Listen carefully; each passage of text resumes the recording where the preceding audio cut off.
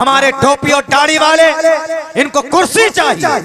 कौम और समाज की तरक्की की कोई मेहनत नहीं। बड़ी बड़ी तंजीमें आपस में लड़ रही, नहीं तो देख लीजिए हमारे बिहार में बहुत पुरानी तंजीम है, मिल्ली जमात है, इमारत शरिया। दो हिस्सों में बांटने की नापाक साजिशें नहीं चल रही? क्या इनमें से विद्वान लोग नहीं है? क्या ये कुर्सी के लिए नहीं लड़ रहे हैं? एक ने अभी 22 तारीख को मीटिंग की और दूसरे की मीटिंग 25 तारीख को है।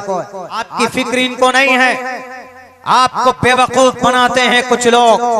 एक का लेटर पैड चलता है कि 22 तारीख को आइए, हमें अमीर शरीयत चुनना है, और दूसरा फौरन लेटर पैड जारी करता है सोशल मीडिया पर कि नहीं नहीं, हमारी वो अमीर शरीयत के इंतखाब की मीटिंग नहीं है, हम 25 को बुला रहे हैं। आपने कौम को बेवकूफ समझ रखा, आपने कौम को चंदा लेने के लिए मशीन समझ रखा। आप कुर्सी पर बैठे हैं, अगर आप कौम और समाज के लिए नहीं लड़ सकते तो गद्दी से उठ जाओ निकलकर। जो लोग कौम और समाज का दर्द रखते हैं वो इसका सही इस्तेमाल करेंगे। आप कौम को बांट रहे हैं, दोनों आपस में लड़ रहे हैं, किसी लिए कुर्सी के लिए लड़ रहे हैं। अगर कौम का दर्द होता, समाज का दर्द होता, तो समाज इतनी बड़ी संकट और परेशानी में है। बूढ़े आदमियों को मार दिया जाता है, नंगा करके उनके जिस्म से खून निकाले जाते हैं, तुम्हारी जुबान से आवाज नहीं निकलती। और करोड़ों की मिल्ली जमात की तंजीम पर बैठकर राजनीति करते हो, एक दूसरे पर कुफ्र का फतवा लगाते हो। कौम को बांट दिया है, आपकी फिक्र किसी को नहीं। इसीलिए इन लोगों के चक्कर में मत पड़िए, अल्लाह से दुआ कीजिए कि अल्लाह हिदायत दे। दोनों में से कोई एक ही हक पर है। आपने अपना पेट काट कर चंदा दिया और देते, लेकिन ये क्या करते? मैं हूं अमीर शरीयत, नहीं वो नहीं है, मैं हूं अमीर शरीयत। अरे कौम के लिए काम कीजिए, कुर्सी के लिए मत लड़िए। अल्लाह के वास्ते आप लड़ते हैं, क्या ये कौम नहीं बढ़ती है? एक जमात उनके साथ है, एक जमात आपके साथ। कौम दो हिस्सों में बटी के नहीं बैठी। आपका खुदा एक है, आपका कुरान एक है, आपका मिशन एक होना चाहिए। और ये काम कौन कर रहे हैं? ये काम हमारे आरएसएस के भाई कर रहे हैं। आरएसएस में कितनी तंजीम है? एक तंजीम। आरएसएस का प्रमुख कितना है? एक है। उनके खुदा कितने हैं? 33 करोड़ देवी देवताओं के सामने अपना सर झुकाने वाली कौम। लेकिन जब मिल्ली जमात की बात होती है तो एक प्लेटफॉर्म पर खड़े हो जाते हैं। वो हजरत अबू हुरैरा रज़ी अल्लाह ताला अन्हु के जरिए से पहुंची, लेकिन उसके बाद सबसे ज्यादा अल्लाह के नबी से हदीसें रिवायत करने वाली अज़वाज मुतहहारात अम्मा आयशा सिद्दीक़ा रज़ी अल्लाह ताला अन्हा, तकरीबन 2200 हदीसें उन्होंने रिवायत की है, नकल की।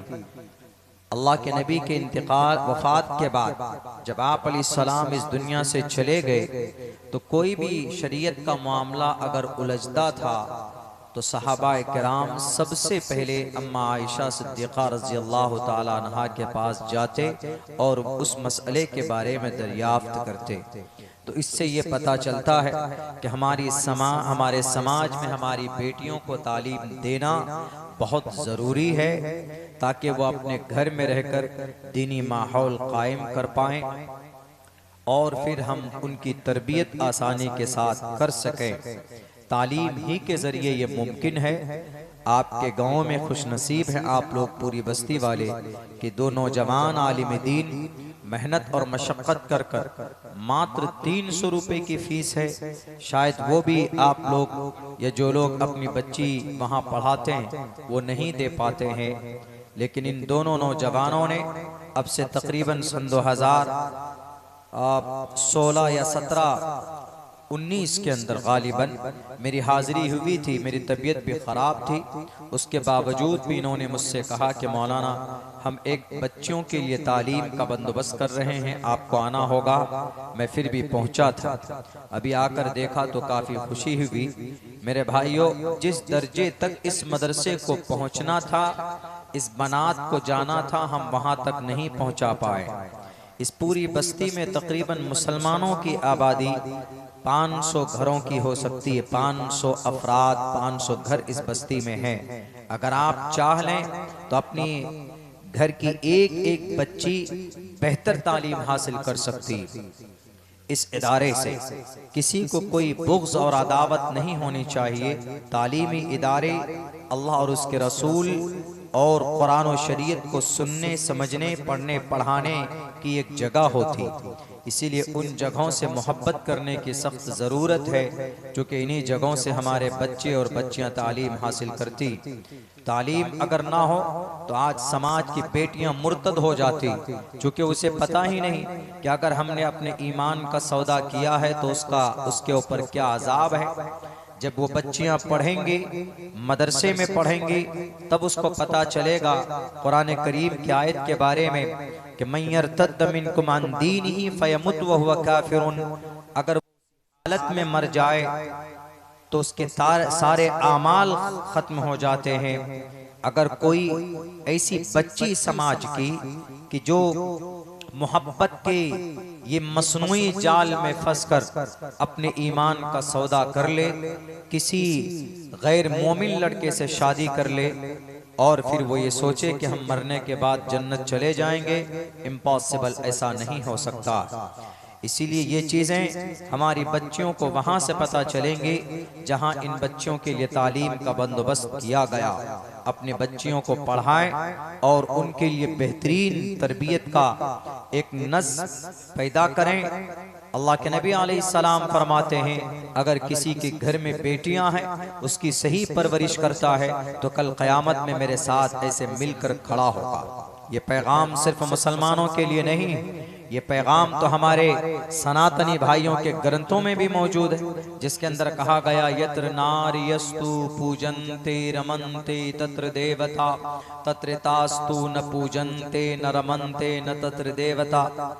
शॉर्टकट में एक्सप्लेन करता हूँ, बेटी है तो उसकी सही तरबियत करो, बहन है तो उसको सही तहजीब सिखाओ, बेटी है, औरत है तो उनका सम्मान करो। जिस घर में बेटी का सम्मान होगा, बेटी का यानी औरत का सम्मान होगा, औरत की इज्जत की जाएगी, उस घर के अंदर खैर व बरकत के बरसात होंगे। ये श्रीमद् भगवत गीता या प्रश्नोत्तरी के अंदर ये बात कही गई, यत्र नार्यस्तु पूजन्ते रमन्ते तत्र देवता तत्र तास्तु न पूजन्ते न रमन्ते न तत्र देवता। ये सनातनी भाइयों के ग्रंथों में भी मौजूद है। बहरक है वो अमल करें या ना करें, बाकी हमारे लिए तो जरूरी है ना कि अगर हमारी बच्ची है, सिर्फ बच्चा पैदा करने के बाद छोड़ देना, पैदा करना फर्ज नहीं, बच्चे की पैदाइश के बाद उसकी तालीम और उसकी तरबियत, this is integral part of your life. हमारी और आपकी जिंदगी का एक अटूट हिस्सा होना चाहिए, तभी जाकर नस्ल के अंदर तब्दीली पैदा होती, तभी जाकर हमारा समाज तरक्की करेगा, तभी जाकर हम बुराई से मुकाबला कर सकते हैं, तभी जाकर हम अपने मुआशरे की इस्लाह कर सकते हैं। तालीम जरूरी है। तालीम चाहे धार्मिक हो, मुसलमानों के लिए तो सबसे पहले अकीदे की तालीम जरूरी है, दूसरे नंबर पर मैथ, साइंस वगैरह वगैरह जो आप पढ़ाना चाहते हैं पढ़ाए, कोई दिक्कत नहीं। इसीलिए तालीम और तरबियत, आप अपनी औलाद के लिए बैंक में पैसे न छोड़कर जाएं, चलेगा, उनके लिए घर भी आपने नहीं बनाया, जमीन प्रॉपर्टी उनके लिए आपने नहीं कमाए, कोई दिक्कत नहीं है, लेकिन आप अपने बेटे को या बेटी को तालीम अगर आपने दे दिया है तो दुनिया की सबसे कीमती दौलत आपने उसको अता कर दी। इसीलिए तालीम के ऊपर मेहनत करें, अपने बच्चों को तालीम दिलाने के लिए पैसा खर्चा कीजिए। 300 रुपए फीस नहीं होनी चाहिए, बल्कि मैं तो ईसा साहब से कहूंगा कि कम से कम महीने में आप 1000 रुपए फीस तय कीजिए। 1000 रुपए मुसलमान दे सकता है, एक मजदूर आदमी भी दे सकता। आप गोश्त, मां, मछली, मटन महीने में 5-10 किलो खा जाते, उसमें फिक्र नहीं होती। लेकिन बच्ची की जिंदगी मुस्तकबिल जिससे रोशन होगी, हम उसके ऊपर कोताही करते हैं, कमी करते हैं। मेहमान आ जाए तो मटन लाते हैं खरीद कर भरगामा से या रानीगंज से या करीब के बाजार से। कहीं कहीं पर योगी जी की अम्मा का भी गोश्त लेकर आ जाते, और कहीं तो बस चिकन जरूरी और फिर वो मछली भी जरूरी। 3-3, 4-4 आइटम बनाते हैं। एक सालन बनाइए, एक सालन, 3-4 की जरूरत नहीं। हमारे समाज के लोग इसी में बर्बाद हो रहे हैं। खाने पर बहुत फिक्र है, बहुत तवज्जो है, लेकिन बच्चों की तालीम के लिए जर्रा बराबर हम फिक्र नहीं करते।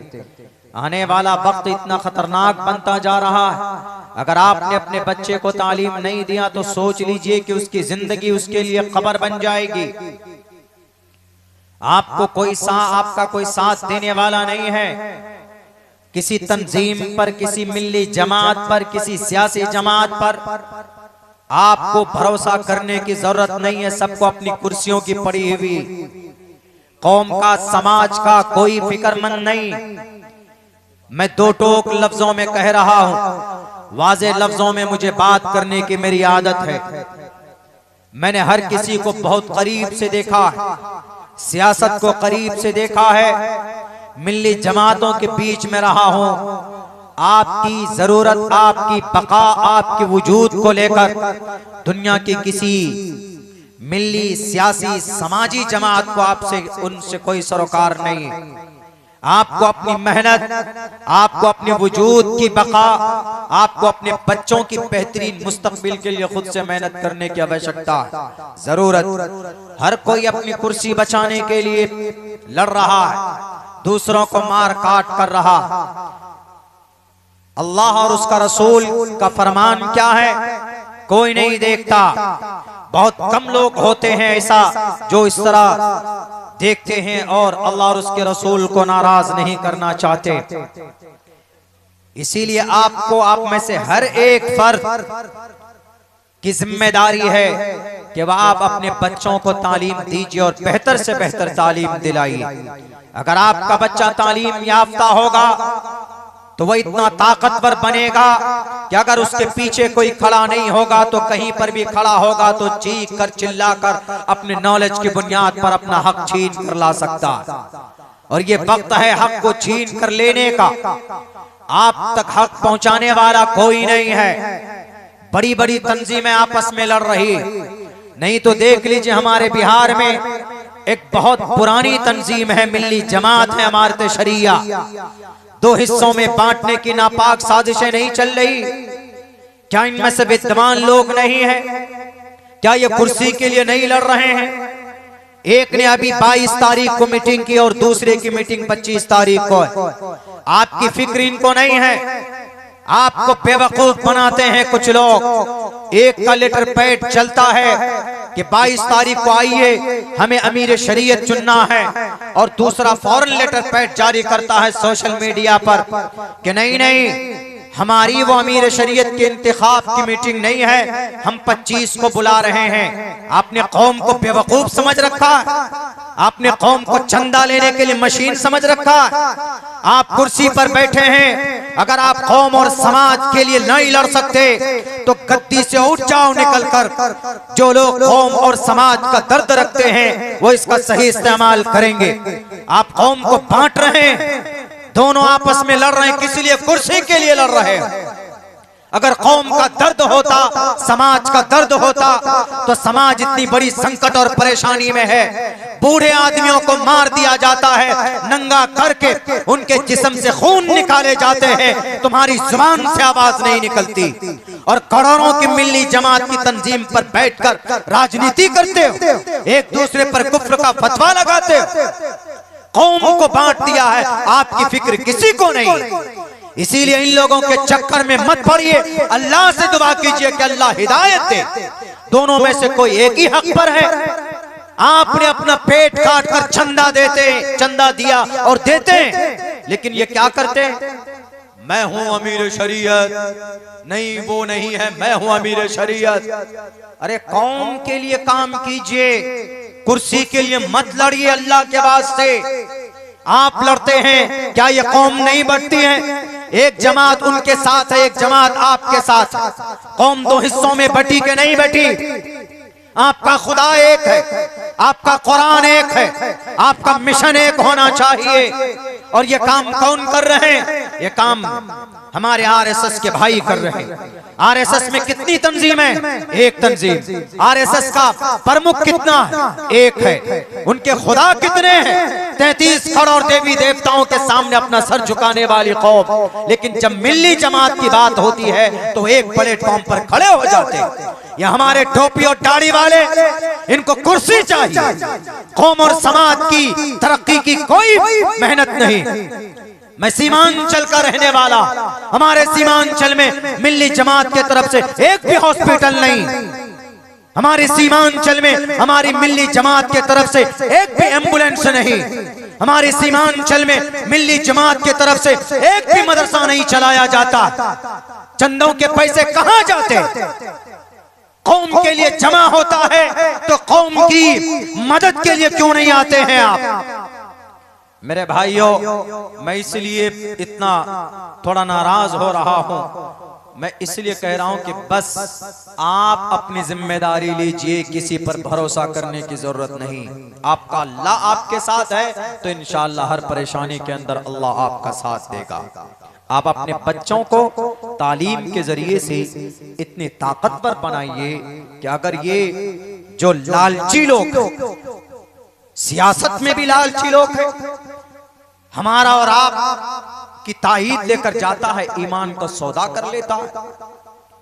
और हमारी मिल्ली जमातों की, कुछ मिल्ली जमातों की भी यही हालत है कि बस हमें गद्दी चाहिए, हमें ओहदा सदारत चाहिए, ओहदा ओहदा सचिव चाहिए। आपके बच्चे की तालीम के लिए कोई नज़्म है? जो ईसा साहब इदारा चला रहे हैं, कितनी मेहनत से चलाते हैं पूछिए। या जितने भी इदारे चलाए जाते हैं, हमारे जितने भी मदरसे चलाए जाते हैं, कोई फंड दिया जाता है? नहीं दिया जाता। ये खुद हमारे उलमा मेहनत करते हैं तब जाकर वो इदारा चलता है। इमाम साहब नमाज पढ़ाते हैं, आप लोग चंदा देते हैं तब जाकर वो इमाम साहब नमाज पढ़ाते, उनको सैलरी मिलती है। बाकी मिल्ली जमात की तरफ से तो कुछ भी नहीं होता। ऐसे ही वक्फ बोर्ड का मसला था, वो चाहता तो भारत के मुसलमानों की तकदीर बदल सकता था, लेकिन मिसयूज हुआ, जिसकी वजह से अल्लाह ने देखिए कानून ला दिया। कुछ दिनों में फैसला होने वाला, सुप्रीम कोर्ट में जा चुका है मैटर और हियरिंग भी हो गई। बस मेरे ख्याल से कुछ ही दिनों में, बहुत कम दिनों के अंदर उस पर फैसला आने वाला। 45, 70, 75% हमारी मस्जिद, कब्रिस्तान की जमीन और मस्जिद की जमीन, मदरसों की जमीन जा सकती। इससे पहले मिसयूज हुआ। हैदराबाद में एक मस्जिद है, मक्का मस्जिद। उस मस्जिद की फजीलत क्या है पता है? उस मस्जिद के अंदर जो ईंट है, वो ईंट मक्का, शहर मक्का से लाई हुई मट्टी की बनाई हुई ईंट है और उन्हीं ईंट से मक्का मस्जिद बनाई गई। उसके इर्द गिर्द में तकरीबन 100 से ऊपर दुकानें। उन दुकानों की किराया तकरीबन 10 से 15 हजार रुपए आने चाहिए, लेकिन मात्र 100 रुपए, 150, 200, 300 रुपए किराया आ रहा है। तो बहरे कैफ मिसयूज हम लोग करते। अल्लाह के वास्ते इन मिल्ली जमातों के जिम्मेदारों से कहूंगा कि कौम को मत लड़ाइए आप सोशल मीडिया के जरिए। क्या मामला है, बैठकर हल कीजिए। कौम तो आपके पीछे है ना। कल कोई मिल्ली जमात आपसे कहे कि भाई फला जगह पर चलो, हमें कॉन्फ्रेंस करना है, चंदा देते हैं कि नहीं देते? हम लोग आंख बढ़कर, कान अंधे होकर चंदा देते हैं और बस में बैठकर कामयाब भी करके आते हैं। इसको सही से चलाना किनकी जिम्मेदारी?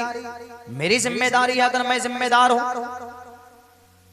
इस कौम की परेशानी, तालीम का कोई बंदोबस्त नहीं, मदारिस मजारिस का कोई बंदोबस्त नहीं। इसलिए मिलकर काम करने की जरूरत है इस कौम को। अगर मिलेंगे नहीं तो अल्लाह के तरफ से नुसरत और मदद नहीं आएगी। यदुल्लाहि अलल जमा, दोनों तरफ लड़ने वाले उलमा दानिश्वर हैं, दोनों तरफ दानिश्वर भी हैं, कुछ उलमा भी हैं और कुछ दुनियादार भी हैं, कुछ सियासी लोग भी। लेकिन जो पढ़े लिखे क्या यदुल्लाहि अलल जमा, यह हदीस उनके जहन में नहीं। वातसिमू बिहब्लिल्लाह, कुरान की आयत जहन में नहीं। इन्नमल मुमिनूना इख्वा, तमाम मुसलमान भाई भाई, ये हदीस ये कुरान की आयत उनके जहन में नहीं। अल मुस्लिमु कजसदिन वाहिदिन, मुसलमान एक जिस्म का मानिंद है, उनके समझ में इनकी तफासिर नहीं है होने के बावजूद भी लड़ते हैं, तो गोया आप अल्लाह की शरीयत और अल्लाह से बगावत कर रहे हो। अल्लाह से बगावत करके कोई तंजीम या कोई जमात कामयाब नहीं होती है। ऋग्वेद में भी एक मंत्र में कहा गया, मैंने पढ़ा है, समगच्छादवम संवदतवम समवो मनानसी जानताम। समगच्छादवम, एक साथ सोचो, संवदतवम, एक साथ बोलो, एक साथ चलो। संस्कृत ऋग्वेद में है लेकिन अच्छा पैगाम। समगच्छादम, आरएसएस के नौजवान इसको आरएसएस में ये मंत्र पढ़ा जाता है, बाज़ाब्ता प्रेयर में पढ़ाते हैं इसको। समगच्छादवम संवदत्वम संवो मनानसी, एक लाइन और आगे है, मुझे याद नहीं है, लेकिन इसका अर्थ, इसका मतलब यह है कि एक साथ सोचो, एक साथ बोलो, एक साथ चलो।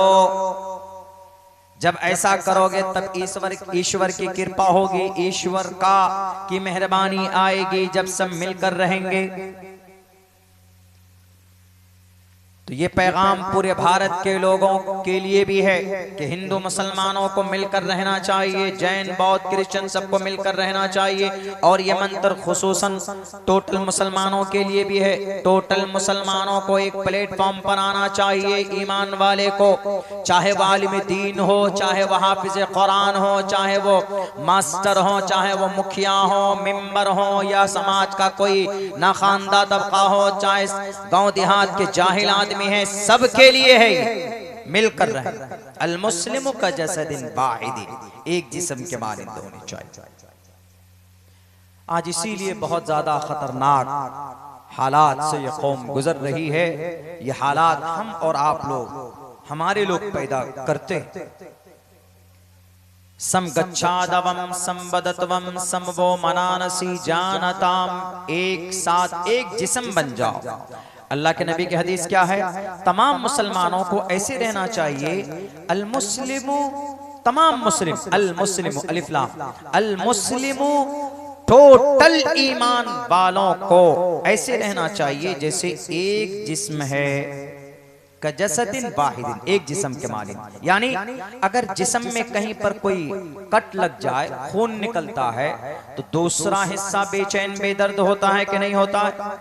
यानी अगर बॉडी में कहीं पर कोई जख्म लग जाए तो दूसरा हिस्सा उसका बेचैन होता है, दर्द होता है। ऐसे ही भारत के अंदर नहीं, पूरी दुनिया में अगर एक मुसलमान को या दो तीन मुसलमान को या किसी मुल्क में मुसलमानों के तबके को टारगेट किया जाए तो पूरे उम्मते मुस्लिमा को मिलजुल कर इत्तिहाद के साथ उस पर आवाज बुलंद करनी चाहिए जुल्म के खिलाफ। ऐसा नहीं हो रहा, यहाँ खुद ही आपस में लड़ रहे हैं। अल्लाह इस कौम को हिदायत दे, अल्लाह हम सबको हिदायत दे। इंशाअल्लाह हम अपने बच्चों को पढ़ाएंगे। मेरे ख्याल से इस बस्ती में 500 लोग रहते हैं।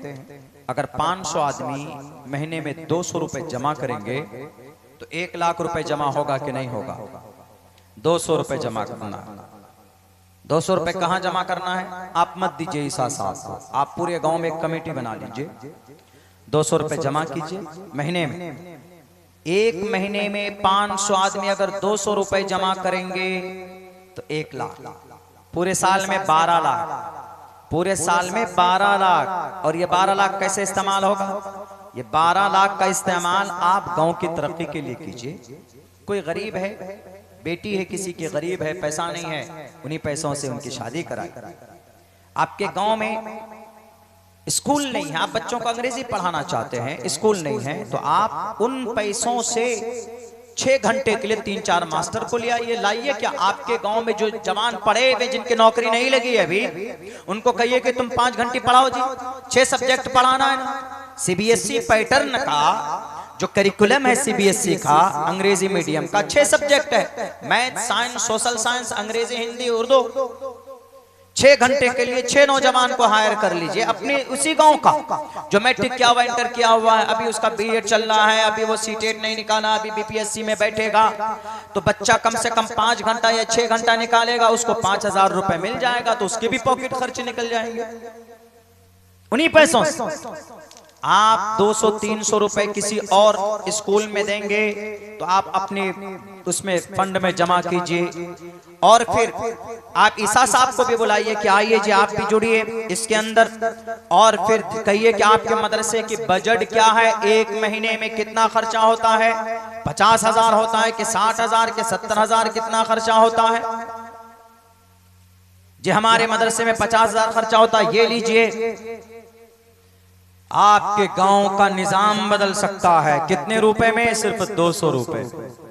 यहाँ 200 रुपए क्या, यहाँ माई 11 सर्कल ऐप पर हमारा जवान तो 30 दिन के अंदर में 1500 रुपए खर्चा कर देता। एक दिन टीम लगाएगा, 50 रुपए गया। गुटखा खाएगा, रजनीगंधा खाएगा, पूरे दिन में 200 रुपए पार। कुछ नहीं मिलने वाला। सिर्फ 1 किलो मटन मत खाइए या 1 किलो मछली मत खाइए, 1 किलो मछली का पैसा है 200 रुपए। पूरे गांव में बैठकर कमेटी बनाइए, किसी के सामने हाथ फैलाने की जरूरत नहीं है। कोई कमजोर आदमी है, पैसा कमाने वाला नहीं है, तो उससे वजीफा जारी कीजिए। और मुझे कभी उम्मीद है कि इसमें से कुछ लोग वो भी होंगे जो 200 नहीं, जो 500 रुपए तक देने के लिए तैयार हो जाते हैं। आपकी इनकम इस तंजीम के जरिए से उस बैतुलमाल के अंदर 1 लाख नहीं 2 लाख तक जा सकती, और 2 लाख के अंदर आप गांव की तकदीर बदल सकते हैं। किसी का घर नहीं है तो बेहतर से बेहतर घर बनाकर देने की कोशिश कीजिए। 1 साल में, 2 साल में, 3 साल में बनेगा जी। निजाम बन सकता है कि नहीं बन सकता? मैं हवाई बातें नहीं कर रहा हूं। यहूदी कौम जो इतनी ताकतवर हुई है, इसी पैटर्न को अपना करोगी। एक साथ आप चाहेंगे कि हम कुछ कर लेंगे, कुछ नहीं होगा। जवानों से मैं खुसूसन गुजारिश करूंगा कि जवानों, पहले आप बनाओ बैतुल माल। आप जितने नौजवान बाहर रहते हैं उनसे भी राब्ता कीजिए कि हम घर में एक बैतुल माल बना रहे अपनी बस्ती में। तुम बाहर रहते हो, तुम्हारी बीवी बच्चे की जिम्मेदारी हमारी हो। उसके अंदर बाज़ाब्ता 2 आदमी, ये कम से कम 1 आदमी को बनाइए हर वक्त। वो तंजीम के लिए काम करेगा, बैतुल माल के लिए काम करेगा। कोई बीमार होगा तो अपनी बाइक में बिठाएगा, उसको डॉक्टर के पास लेकर जाएगा, उसको उसी की सैलरी दी जाएगी। है कि नहीं है? मेरे भाइयों, काम तो बहुत है करने के लिए, लेकिन यह है कि पैटर्न बनाने की जरूरत है। इसीलिए हमारे जितने भी साबिक नौजवान यानी हमारे उम्र दराज हजरात जितने भी हैं, नाना दादा की उम्र के हैं, उनकी सरपरस्ती लीजिए, और जो नौजवान और जो जवान हैं उन सबको बिठाकर एक बैतुल माल बनाइए। और कोई भेदभाव नहीं, हिंदू है तो उसकी भी मदद कीजिए। और मुझे कभी उम्मीद है आपके गांव में अगर 300 हिंदू है या अगर 800 हिंदू है, आप 500 है, तो वह 800 में से 400 कम से कम आपका मेंबर बन जाएगा। गांव का मसला हल। क्या सरकार ही सिर्फ आपको फंड देंगे, आपको इंदिरा आवास देते रहेंगे? सरकार दे ठीक, नहीं दे तो आप खुद मुख्तार बनिए। पैसा कितना जमा करना? मात्र 200 रुपए, कोई बहुत बड़ी रकम नहीं। इसीलिए मेरे भाइयों, एक मैंने रास्ता बताया है, बाकी करना नहीं करना वो आपके जिम्मे है। मैं चूंकि कल भी सुबह भी ये प्रोग्राम आगे चलना है, तो इसीलिए मैं बहुत देर तक बात नहीं कर सकता। अमल करने के लिए मुख्तसर से भी बात काफ़ी है। अल्लाह से दुआ करता हूँ, अल्लाह सुब्हानहू व तआला कहने सुनने से ज़्यादा हम तमाम मुसलमानों को अमल की तौफीक दे। बहुत बहुत शुक्रिया, जज़ाकल्लाह। अस्सलामु अलैकुम व रहमतुल्लाहि व बरकातुहू। मोहतरम हज़रात, ये प्रोग्राम सुबह भी होना है, और सुबह के लिए जो मुकर्रिर हैं अमानुल्लाह साहब चतुर्वेदी और दूसरे रमज़ान अली साहब हैं, ये लोग सुबह बाद नमाज फजर से शुरू हो जाएगा और इंशाअल्लाह 9 और 10 के बीच दुआ हो जाएगी। सुबह 9 और 10 के बीच दुआ हो जाएगी इंशाअल्लाह। तमाम लोग शिरकत फरमाएं।